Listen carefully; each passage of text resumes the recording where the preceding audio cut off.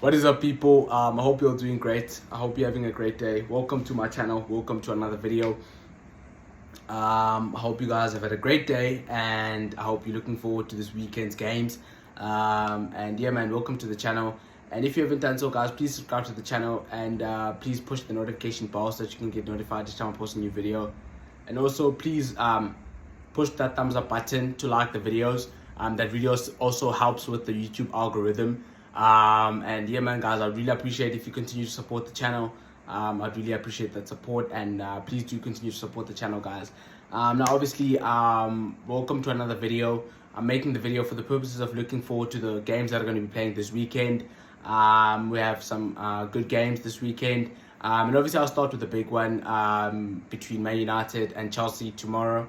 Kickoff is at 6:30 South African Standard Time, 5:30 UK time. Man City are going to play Brighton as well tomorrow. Liverpool are going to play Nottingham Forest. Arsenal are going to play Southampton. And Spurs are going to play Newcastle on Sunday.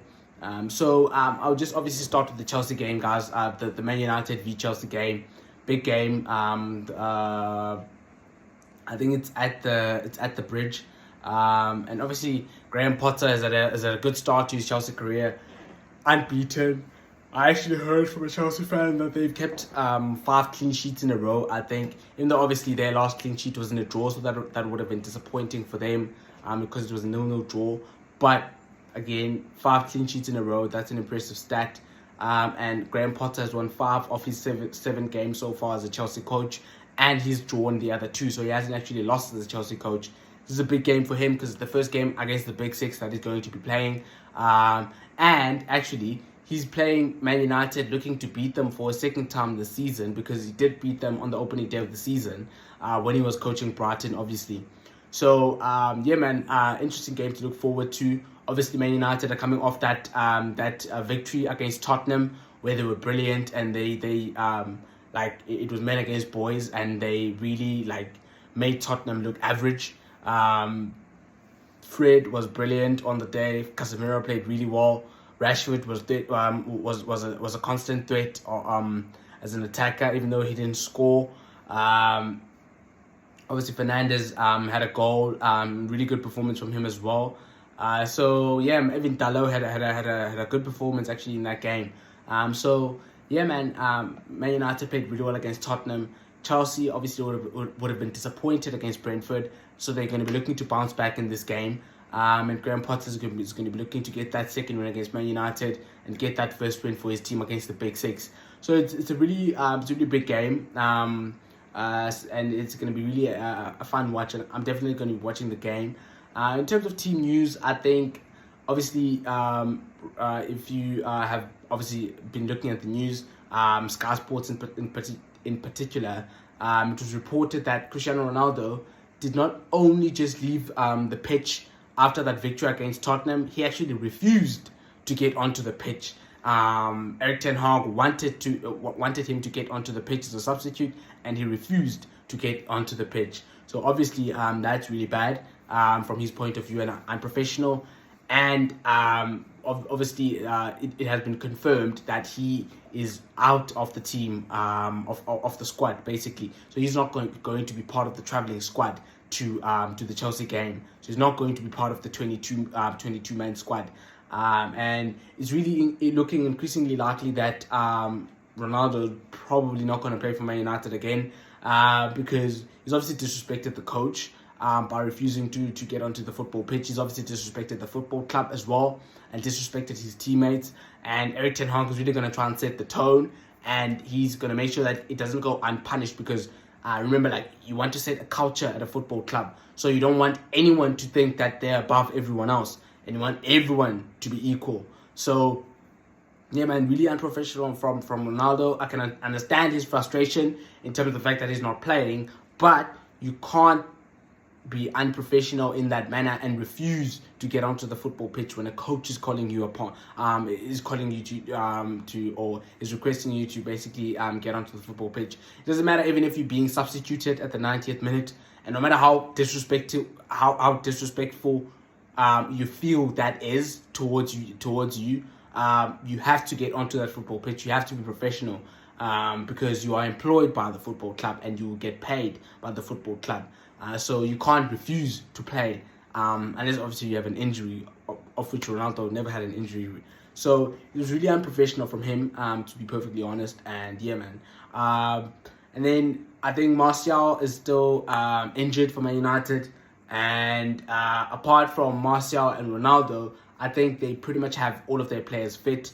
I don't think they have any injury concerns. And also with regards to Man United, Lisandro Martinez and Rafael Varane are really forming a good partnership in the heart of the Manchester City, not Manchester City, in the heart of the Manchester United defense. And I think they've played 8 games together. I think they've started 8 games together, and they've kept 6 clean sheets in those 8 games. 5 or 6. I think I read this on Instagram. I think I just forgot now what it actually said. But they have started 8 games together, and they have kept 5 or 6 clean sheets in those games that they've started together. So obviously that can only mean that they're forming a good partnership. De Gea is also neat and tidy with the ball. He's not overcomplicating things with regards to playing out from the back.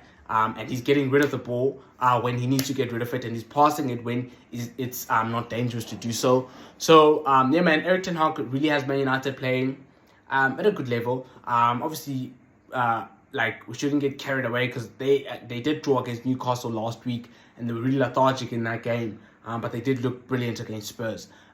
So yeah, man, I think this is going to be a really intriguing game between Man United and Chelsea. I think Erik ten Hag should go with the same team, really. Casemiro in the heart of that. Okay, he should not go with the same team, because Christian Eriksen is now fit. So Christian Eriksen should go back into the team for Fred. But then, apart from that, he should not make any further changes. In that midfield, Casemiro needs to be there to make sure that he cuts out he makes those tactical fouls. He cuts out the Chelsea attacks. He's just there. He's neat and tidy. He protects the back four, and does his job as he always does.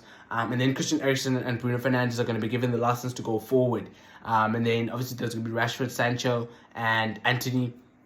I thought Antony was actually good as well against Tottenham. He had Perisic in his pocket. He was taking him on all the time. He was there was this one time where he basically took a shot with his left foot. He has a sweet left foot actually, because he took a shot with his left foot, and Lloris was beaten, but he was denied by the post. He just basically, the ball hit the post and went out. It was a brilliant strike from him. And overall he had a good game against Tottenham. He really gave Perisic a torrid time in that game. So he's really been a decent signing for Man United. Obviously, people like talking about money and all of that. It's too expensive and all of these kinds of stuff. I don't really like talking about money. And the reason I don't really like talking about it is because Man United can afford it. So if you feel like you want to buy that player because it's going to help your team, then go for it. It's like if you're working and you want to buy a PlayStation, let's say, and you want to buy the latest model of a PlayStation, and the latest model is a PlayStation 5, and it costs 15,000 rand. If you can afford that, then go for it, by all means, because you feel like that is going to improve your quality of life. You feel like you are going to enjoy having that PlayStation. So why should you not buy it? Doesn't matter. Yes, it's expensive, but you feel like it's going to make a difference in your life. Therefore, go for it. The same thing with transfers in football. You feel like that player is going to make a difference in your team. Now, other people might not rate that player at 80 million or at 90 million or at 100 million, whatever. But you feel like he's going to make a huge difference in your team, and he's going to be a good player for your team. Then go for it if you can afford it. Because you make that money if that player helps you do well in competitions, you will get prize money. If that player starts being really popular and he starts flourishing, then he's going to sell shirts, basically. Fans are going to want to buy the shirts with his name. That's going to make the club revenue. Fans are going to want to come to the stadium and watch that player. That's going to make the club revenue. So, I'm not really too focused on like how much money you spend on a player. Obviously, I'm not saying you should buy a player that's worth 50 million with 150 million. I'm not saying that. But if you feel like if a player is worth 60 million or 70 million, around about there, and the club that you want to buy him from want 100 million or 80 million, 85 million, then you should pay that price because you feel like that player is going to really help you succeed. And yeah, that's what Man United did. And so far, Anthony has really looked like a good player. So yeah, man, big up Anthony, and yeah, good luck to him in his Manchester United career. But yeah, man, like if we talk about Chelsea a bit, Chelsea are obviously, as I've already said, that they've really started well under Graham Potter. He's really had a good start. He's had 5 clean sheets in a row now, 5 or 6 clean sheets in a row, and he has basically, like, he hasn't lost. He's won 5 of his opening 7 games as a Chelsea coach, and he's drawn the other 2, which is a decent start. Yeah, it's a good start. It's not very good because you didn't win every game, but it's certainly not below good because you haven't lost. So yeah, man, he's had a good start to his Chelsea career. Obviously, with team news with regards to Chelsea, Reece James is not fit, obviously, because he had that knee injury that he suffered. He suffered against AC Milan. And it was reported that he was going to be out for at least 2 months, meaning he's going to miss the World Cup, even though he was basically saying he's going to try and work hard and try to make sure that he does feature in the World Cup at some stage. Now, I don't know if that's going to be feasible, because I think he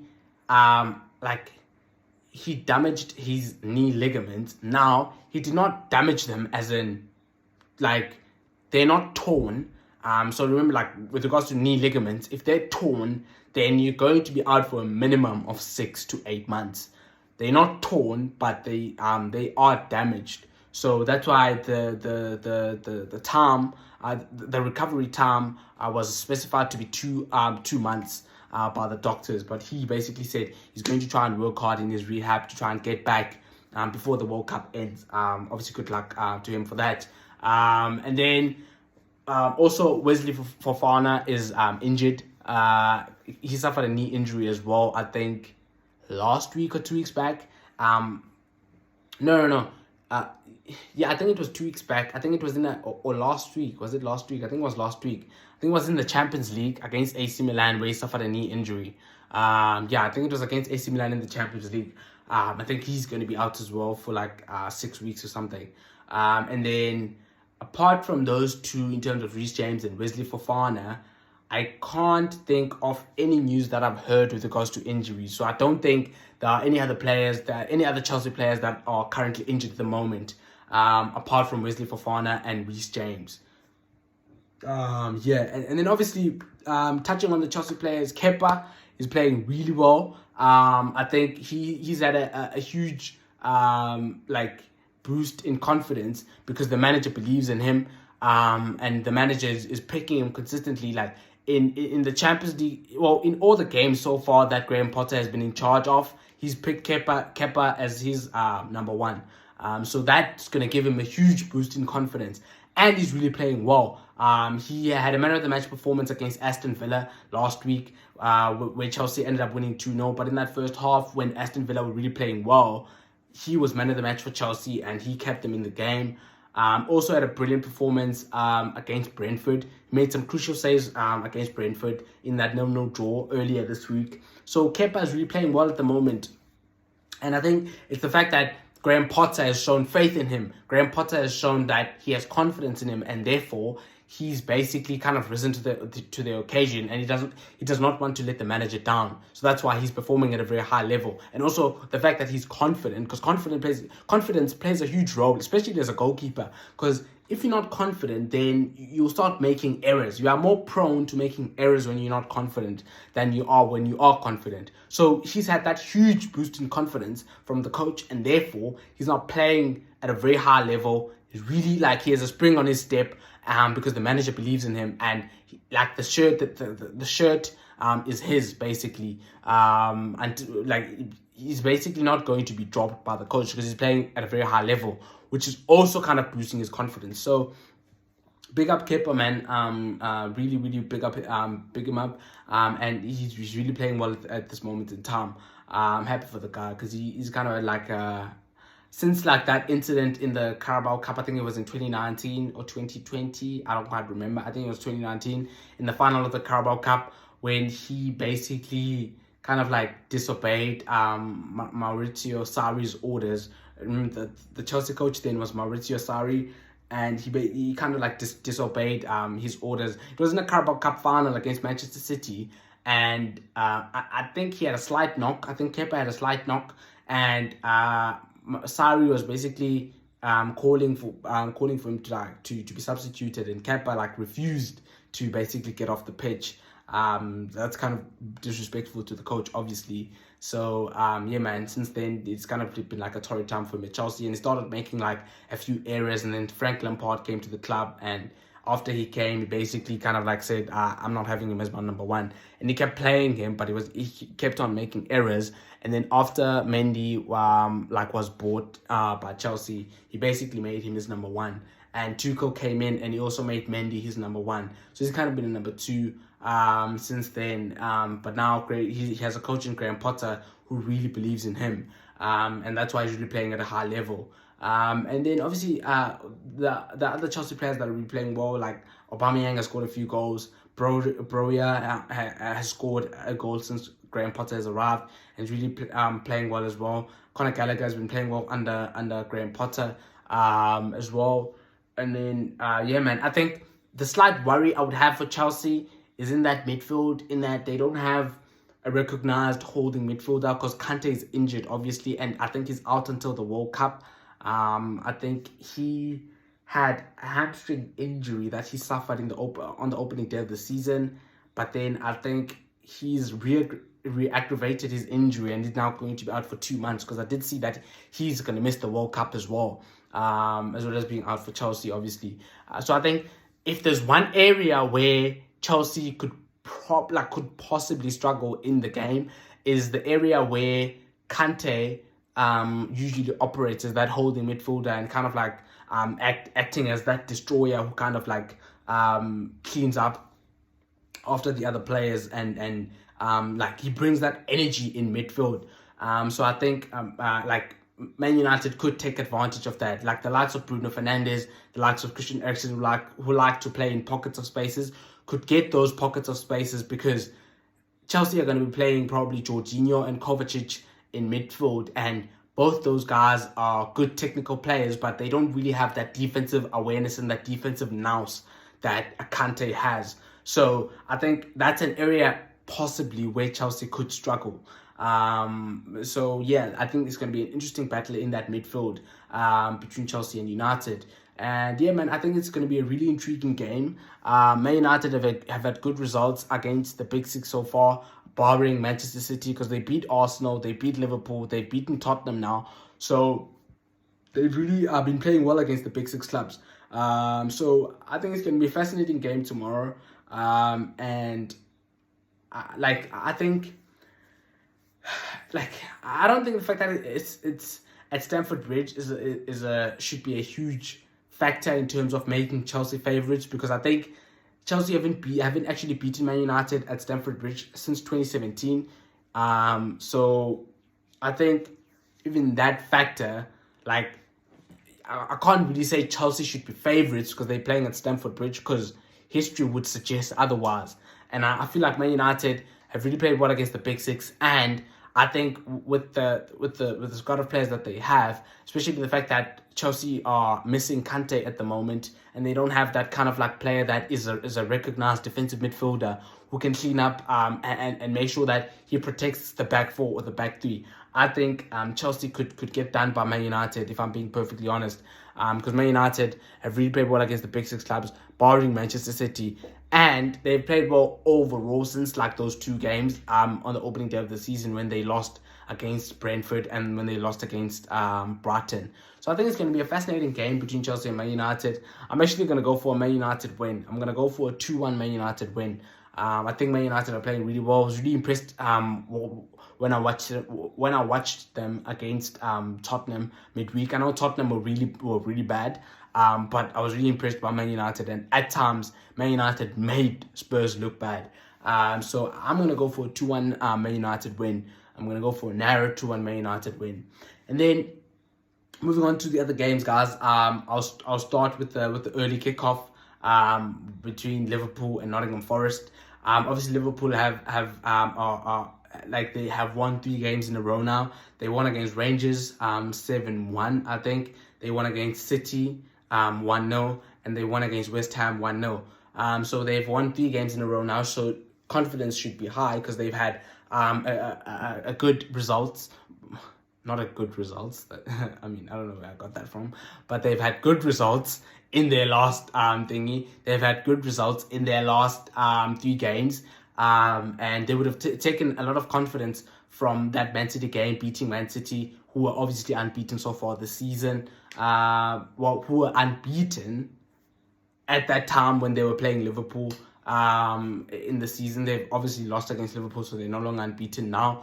So yeah, man, I think Liverpool are going to be coming into this game against Nottingham Forest with huge confidence. Nottingham Forest are in the bottom 3.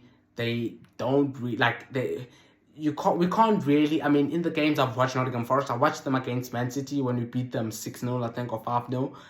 And really, it's hard to kind of gauge what they're trying to do. It's hard to kind of gauge their style of play. I also think Steve Cooper is probably struggling a bit with having too many players to integrate into the team, because I think they signed 15 plus players in the summer transfer window, and they spent over £150 million.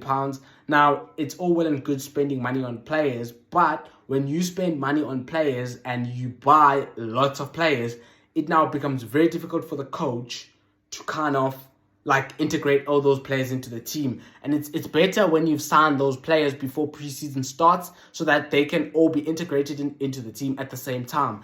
The challenging thing for Steve Cooper is that all of those players were signed at different parts of the transfer window, and as a result, some of those players would have basically joined the team after preseason had started. Some of them joined the team after the Premier League season had already started. And now that makes it very difficult for the coach to kind of integrate those players into the team. And that's why I think Nottingham Forest have been struggling a bit. And I think they're going to lose against Liverpool, if I'm being perfectly honest, because Liverpool are coming into the game with confidence. They've won 3 games in a row now. And they have, obviously, Liverpool, with regards to team news, Jota is injured, Luis Diaz is injured. And that's obviously not good news for them, because those are their attacking players that usually start. But they still have Salah, they still have Firmino, they still have Darwin Núñez. So I don't think they're going to struggle against Nottingham Forest, because Luis Diaz and Diogo Jota are injured. And also their midfielders like Thiago, Henderson and Fabinho are currently fit. And also Van Dijk is fit, Joe Gomez is fit, Trent Alexander-Arnold is fit, Robertson is fit, and the keeper is obviously fit. So I think even though Liverpool have a few injuries, they have more than enough to beat Nottingham Forest, because Nottingham Forest so far this season haven't been that great, for the reasons obviously I've already mentioned, in the fact that it's been very difficult for Steve Cooper because they've signed a lot of players, and as a result he's had to integrate some of those players into the team, which is obviously not easy. If you have 15 plus players to integrate into the team, that's very difficult, especially with the fact that you're playing in the Premier League. So I know Nottingham Forest play once a week because they're not involved in Europe, or for example next week midweek they're not going to play because the Champions League and the Europa League is playing. But still, it is very difficult to kind of integrate those players if you have 15 plus players you have 15 plus new players that have joined the team. So yeah, man, I think I just don't see. I know Liverpool have struggled at times this season. Even against West Ham, they were a bit flat. And one could argue that they were lucky to get the win because West Ham missed a penalty and had a few good opportunities in the game. But also Liverpool have had a few good opportunities because Darwin Núñez, I think, hit the post as well in that game. So I think Liverpool have more than enough firepower to give Nottingham Forest problems. And I think they're going to give them problems, and they're going to score against them. And because Nottingham Forest can't keep clean sheets, they also struggle to score. So I think I don't think, obviously they're going to put up a fight, but I would back Liverpool to win convincingly against Nottingham Forest. So I'm gonna go for a 4-1 Liverpool win in that game. I just don't see any other result in the game, simply because I think Liverpool have way too much firepower for Nottingham Forest, and they're gonna be way too much for them. And then moving on to the other game, guys. Man City are going to be playing against Brighton. Obviously, Brighton are a good side. They've been a good side in the last few seasons. But obviously, the difference is that in the last few seasons, Graham Potter has been their coach, and he has since departed for Chelsea. And they're now being coached by Roberto De Zerbi, who obviously had a good first game, because he played against Liverpool in his first game, and he was leading 2-0 in the game at some point in the game, even though they were packed back by Liverpool, and Liverpool scored 2 goals, and it was 2-2, and they scored the third goal. Brighton scored the third goal, and it was 3-2, and then Liverpool came back again. No, actually, Liverpool scored the third goal first, and they were up by 3-2, and then Brighton came back to snatch a draw, and Trossard had a hat-trick in that game. Trossard has restarted the season off well, and I think Trossard is probably going to leave Brighton next season, because his contract is up next summer. So like, he has less than 1 year left on his contract, and therefore he can sign for any club he wants to sign for free in June of next year. He can start negotiating with foreign clubs in January, and he can basically sign a pre-contract agreement from January onwards with a foreign club if he wishes to do so. But he can negotiate with other Premier League clubs at the end of next season if he basically runs down his contract until the end of next season. And I'm sure there will be a few suitors for Trossard, because he's a really good player actually, and he's been really good this season so far, this season. But obviously, the coach for Brighton has had a decent start, but he hasn't actually won a game. So he's had 4 games, and he's had 4 draws. I think, no, not 4 draws. No, not 4 draws. He has lost a game. I just don't remember who he was up against. He drew his first game against Liverpool, but he has since lost a game as Brighton manager. And Brighton are now winless in 4 games. They haven't won in 4 games. So yes, they're going to be coming into the game against City trying to get a win, but it's going to be a very difficult task for Brighton trying to get the win. And also, I don't actually know about the stat. I just know it from last season. Man City haven't lost 2 games in a row in a very, very long time. Every time in the past few seasons where Manchester City have lost a game, they've gone on a run and won like a number of games. Like last season, I can still remember, Man City lost against Crystal Palace at the Etihad 2-0. After that game, the next 15, they won all of them. So after losing against Crystal Palace, Man City then won the next 15 games. All of them in a row. So it's going to be a daunting task for Brighton to beat or to draw against Manchester City on the back of Manchester City losing a game against Liverpool. So like, the players are going to be really angry tomorrow, and they're going to want to put things right and get back to winning ways after losing that game against Liverpool. And the players have had a good rest, because we didn't play midweek.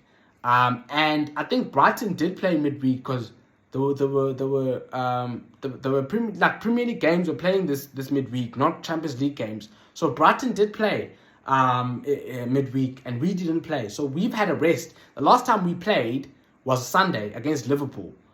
So we've had a full week to prepare for Brighton, which is another reason why I think really, like, we're going to win against them. I think the players are going to be angry because they lost against Liverpool. Also, the players are going to be well drilled because they've been preparing for Brighton for a whole week. And also, the fact that the coach at Brighton is still trying to kind of he's getting to know the players. He's only had 4 games as Brighton manager, and he hasn't actually won. So again, that might start being a worry for him, because it's going to be difficult for him to convince the Brighton players to listen to him. Because remember, the Brighton players were used to being coached by Graham Potter, and they really loved Graham Potter because Graham Potter was a great manager. And he had a close relationship with pretty much all the players in the squad.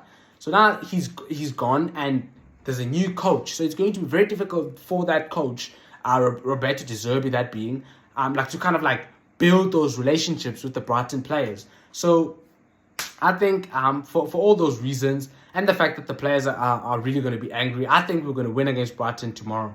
I think Haaland is going to be back on the scoring sheet. I think he might fancy a hat-trick tomorrow. I think the players are really going to be angry. The players are well rested. And Pep Guardiola is going to go for his stronger side because he's going to want to make sure that he goes back to winning ways. There are positive injury news with regards to City in that there were 3 players who were injured in Stones, Calvin Phillips, as well as Kyle Walker. Calvin Phillips is doing well. He had surgery on his shoulder. He's doing well according to Pep Guardiola, but he's not ready to be in the squad. But John Stones is back in training, and he has been training with the first team for the last 2 days. Full training, that is. So he will be back in the matchday squad tomorrow. Now, whether he'll feature or not, I'm not too sure. I don't think so because we have more than enough cover at centre-back because we have Diaz, we have Ake, we have Akanji, we have Laporte, and Stones, obviously, now, who's on the bench. So, I think he's going to be back on the bench. He might get a few minutes at the end if we're winning 3-0, 4-0. But I think he's going to be back in the matchday squad, but I don't think he's going to feature for a lot of minutes because he's only just come back from injury, and Pep is going to try to ease him back into the team. And yeah, man, obviously Kyle Walker is still injured because he's recovering from the groin surgery he had. As I've already said, Calvin Phillips is recovering from a shoulder injury that he's had. But apart from those 2 guys, everyone else is fit. I think Pep is going to go back to a front 3 of Grealish, Haaland, and Foden because I think so far this season that has been our best front 3. So I think he's going to go back to that front 3. I think he's going to pick a midfield 3 of De Bruyne, Bernardo Silva, and Rodri. And then I think Cancelo is going to go back to left back. I don't think he's going to play on the right like he did against Liverpool. I think Akanji is going to probably play right back, and Diaz and Ake are going to play as the 2 centre-backs. And Edison is going to play as the goalkeeper, obviously. So, yeah, man, I think Pep is going to want to be, he's going to want to go back to winning ways tomorrow against Brighton. As I've said, I think City are going to win because, obviously, Brighton are not in good nick at the moment. They haven't won in 4 games, and they have a new coach. He's still trying to get to know the players. Even though the coach has a similar system to Graham Potter, I think it's still the players are still still getting used to him and his approach. So yeah, man, I think I wouldn't be surprised if Brighton score because Brighton are a good side, and the new coach that they have actually likes playing an attacking style of football. But I think City are gonna score more. And I think we're going to win, man. I think if the coach for Brighton plays an attacking style of football, a really aggressive attacking style of football, I think we'll do them. I think if they do that, we'll score at least 4 goals tomorrow.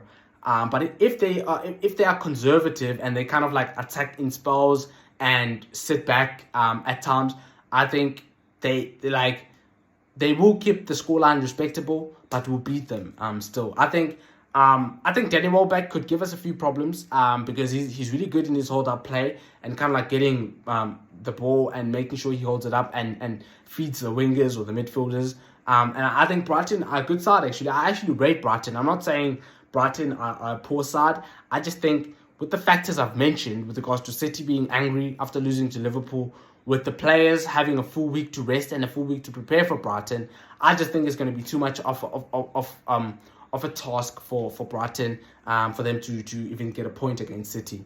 I would be very surprised if Brighton get a good result in the form of a draw or a win.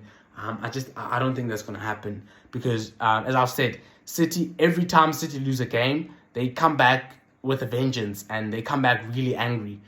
So yeah, I'm not expecting anything less than 3 points tomorrow from Manchester City.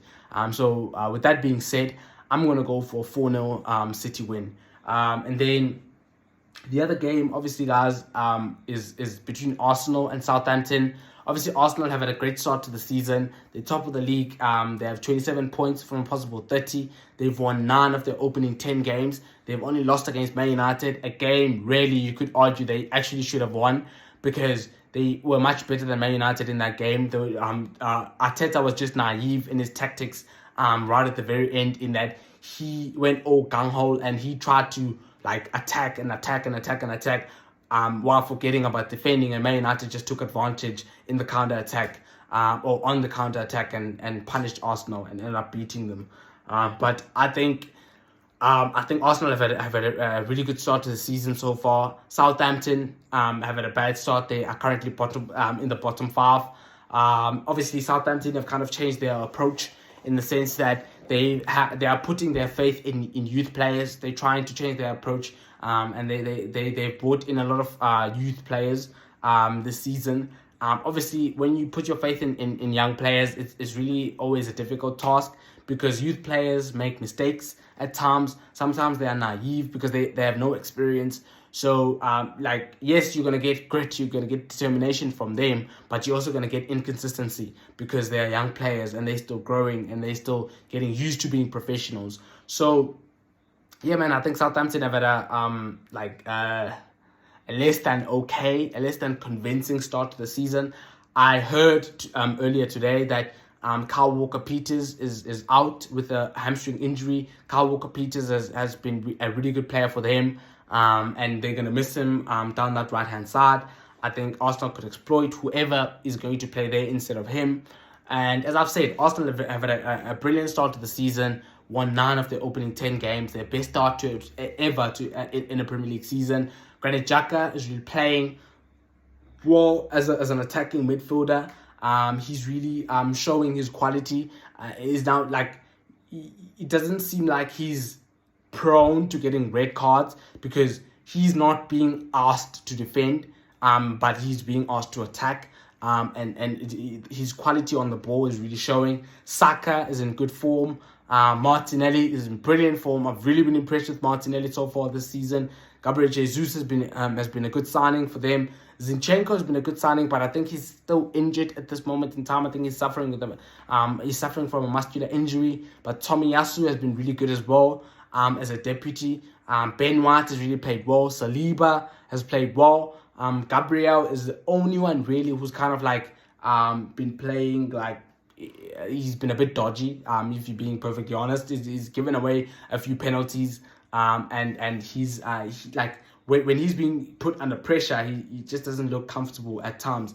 I think that's really the only weak link that you can kind of identify at this moment in time in the Arsenal team. Thomas Partey has been a brick in that midfield, protecting the back four, making sure that Arsenal don't get counter-attacked a lot, linking the play from defense to attack. But yeah, man, I think Arsenal are really in good nick at the moment. They're really playing well at this moment in time, and Arsenal fans must be really happy at this moment in time because they're playing really well. And as I've said, they're up against the side in Southampton who are currently bottom 5. So I think it's going to be a convincing Arsenal win, to be perfectly honest. I just don't see any way in which Southampton are going to cause Arsenal any problems. I think Arsenal are probably going to thump. I think Arsenal. I'm going to go for a 3-0 Arsenal win. 3-0 Arsenal win. If I'm being perfectly honest, because I just don't see Southampton even having the firepower to threaten Arsenal. And I think Arsenal are going to press the life out of them. They're going to try and make sure that they don't get out of the races. And I think Arsenal could really struggle. Unless, of course, Arsenal suffer from some fatigue from that game in the Europa League that they played yesterday against PSV. But if they really perform to the levels that we know they can perform at, the levels that they've been performing at so far this season, I just don't see Southampton giving them huge problems. So I'm gonna go for a 3-0 Arsenal win. And then obviously the last game, guys, I'll look at is the game between Newcastle United and Tottenham Hotspur. Obviously Tottenham Hotspur were really shocking against Man United. They really never even gave a good account of themselves in that game. They were really bad, and they were Fred was running circles around the Spurs midfield. And now at any given time, if you're a football team, if Fred is running circles on you, then it means you've been really bad. So yeah, that really tells you all you need to know about your performance. So they were pretty horrific against Man United.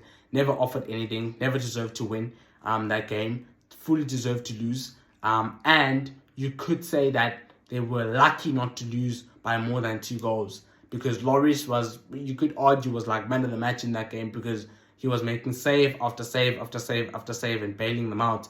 And if Man United was slightly better in their finishing, they probably could have thumped Spurs like 4-0 or 5-0. So yeah, Spurs were shocking in that game, and this is going to be a worrying trend for Antonio Conte, because in all the games that they've played against the Big Six so far, so they played against Man United, they played against not Tottenham. They played against Chelsea. They played against Arsenal. They've obviously lost against Man United. They've lost against Arsenal, and against Chelsea, they were lucky not to lose. Really, a couple of decisions went in their favor from the referee, and the referee was really poor in that game.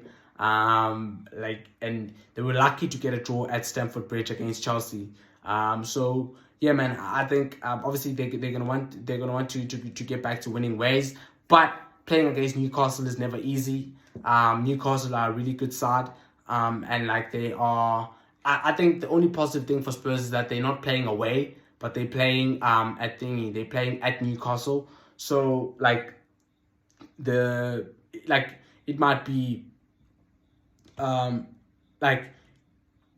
they might Newcastle are not as good away as they are at home. Like when Newcastle are playing at St. James's Park, if this game was being played at St. James's Park, I was actually going to predict a Newcastle win.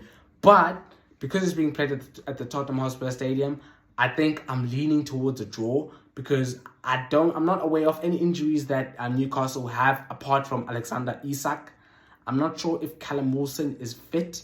I didn't actually watch Newcastle's last game, but Trippier has been in brilliant form so far this season for Newcastle, and he's really racking up man of the match performances left, right, and center. He's really been a big player for me in my FPL team, because I have him in my FPL team, because he's getting voted as man of the match like time after time after time. So he's been really impressive so far this season. Bruno Guimaraes has been really good as well this season. And he's been a brilliant signing for Newcastle, and I think he's probably the best player in the Premier League outside of the Big Six clubs. So if you don't consider the Big Six clubs, Arsenal, Man United, Man City, Chelsea, Liverpool, and Tottenham, Bruno Guimaraes is probably the best player in the Premier League. For like when you look at the other players, when you look at the players of the other teams, excluding those teams in the Big Six.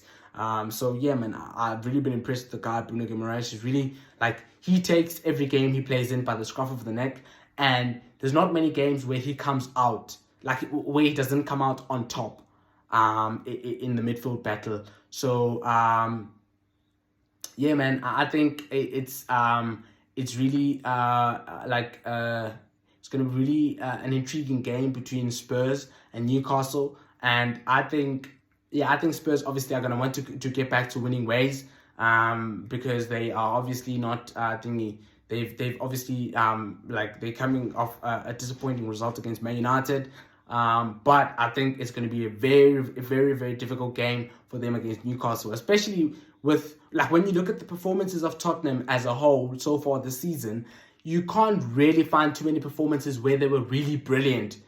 They've been good in spells, but they haven't really put on a performance for a full 90 minutes where you can commend them and say they were brilliant today. So I think for also that reason, it's going to be a really difficult game for them against Newcastle. And I wouldn't be surprised if Newcastle win and beat them, if I'm being perfectly honest, because Eddie Howe really has drilled the Newcastle players. He's been a really good coach for Newcastle. And because of the fact that the game is being played at the Tottenham Hotspur Stadium, I'm going to go for a 2-2 draw.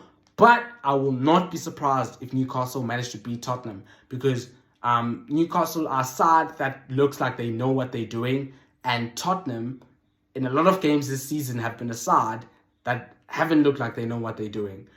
So I'm not going to be surprised if Newcastle beat Tottenham tomorrow. But I'm going to go for a 2-2 draw. And yeah, man, I think that brings us to the end of the games, guys.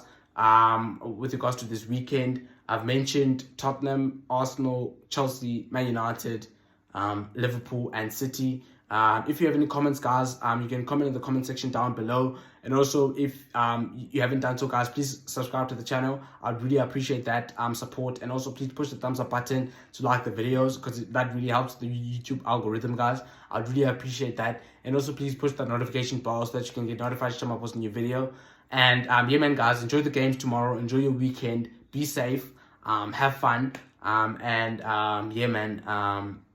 It's been a good week. And obviously, we have some great games coming up this weekend. None bigger than the game between Man United and Chelsea.